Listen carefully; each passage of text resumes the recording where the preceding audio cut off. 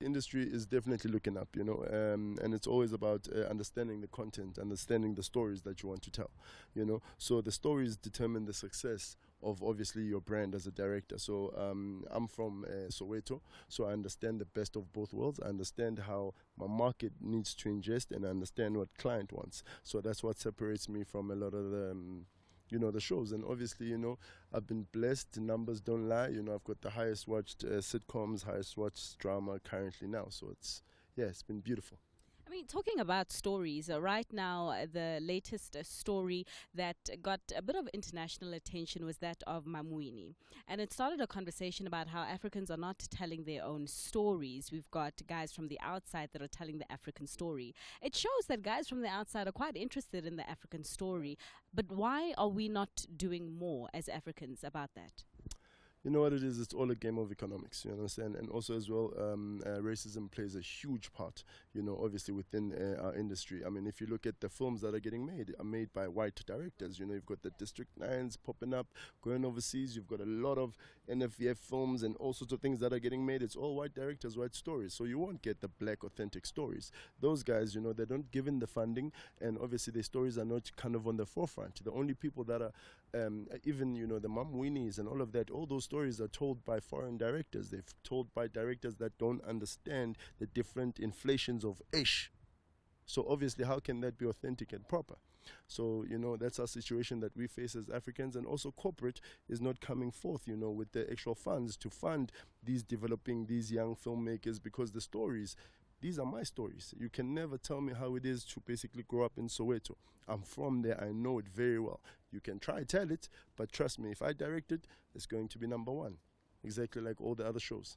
But as you did say, numbers don't lie. So within these challenges that you have just mentioned, how is it that you are overcoming them? And perhaps some advice for those who are in the pipeline who are looking to enter to also overcome these challenges? Basically, you got to fight, you got to fight, you got to go out there, you got to sell it, and don't be scared to go. Guys, you know what, I'm a young black production company, I don't have work. What are you doing about it? You understand? If I'm known as the controversial director, you understand, within South Africa.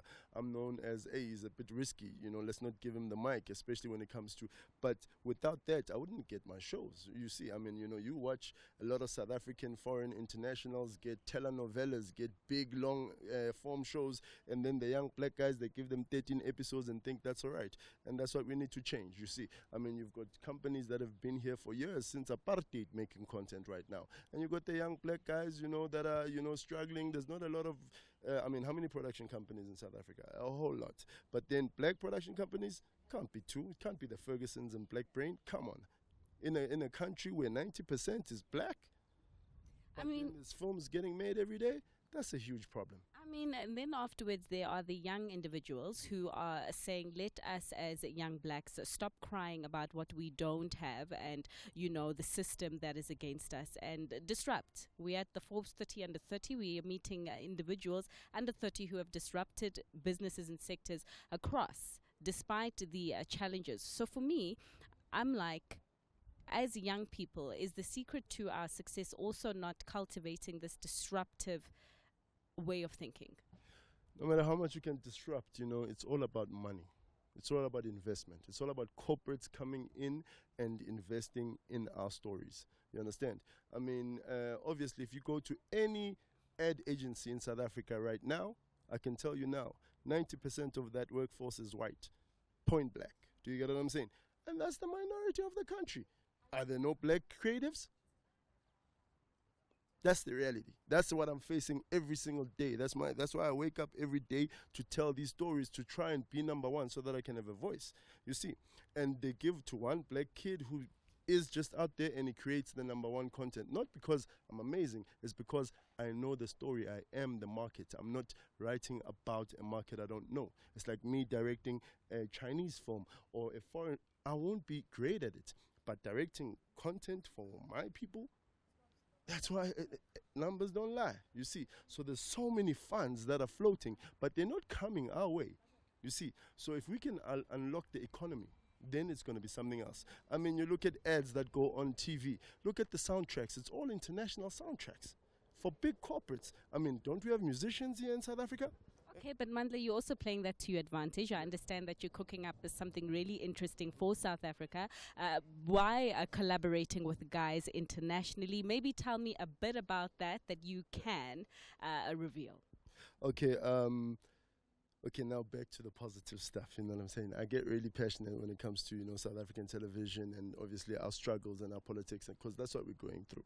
But besides that, as Black Brain, we've been really blessed. We've made inroads internationally.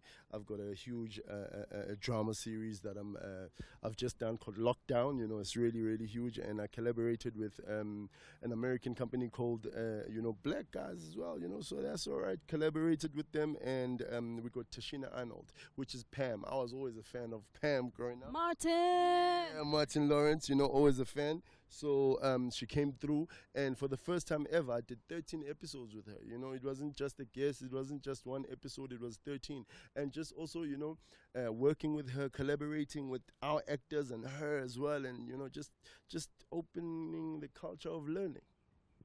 Parting words, advice for young directors in the film industry wanting to also make a speech about how numbers don't lie and wanting to be number one. What would you say to them? I'd say, you must always write about something and once you write about something that will always that is going to be authentic to the actual narrative that you're trying to tell. And the more you learn, the more you realize how little you know, and you must constantly fight. The fight is not over. Fight to tell your stories, because if you don't tell it, trust me, you're going to have foreign people who are going to come here and tell your stories.